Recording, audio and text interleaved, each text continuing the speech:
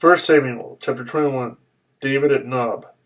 David went to Nob to Amalek the priest.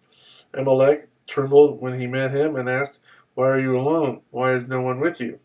David answered Amalek the priest, "The king charged me with a certain matter and said to me, 'No one is to know anything about your mission and your instructions. As for my men, I have told them to meet me at a certain place. Now then, what do you have on hand? Give me 5 loaves of bread, or whatever you can find." But the priest answered David, "I don't have any ordinary bread on hand. However, there is some consecrated bread here, provided the men have kept themselves from women." David replied, "Indeed, women have been kept from us, as usual. Whenever I set out, the men's things are holy, even on missions that are not holy. How much more so today?"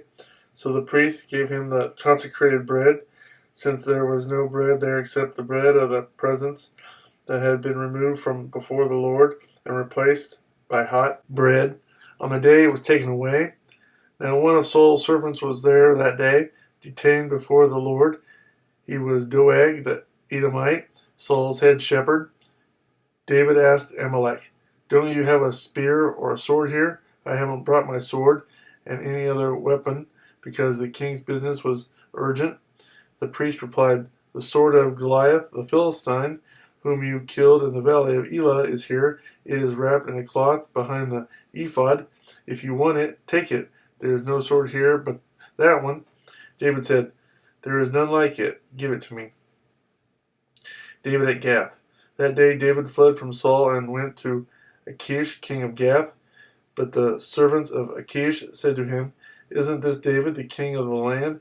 Isn't he the one they sing about in their dances? Saul has slain his thousands, and David his tens of thousands." David took these words to heart, and was very much afraid of Achish, king of Gath. So he pretended to be insane in their presence, and while he was in their hands he acted like a madman, making marks on the doors of the gate and letting saliva run down his beard. Achish said to his servants, "Look at the man. He is insane. Why bring him to me? Am I so short of madmen that you have to bring this fellow here to carry on like this in front of me? Must this man come into my house?"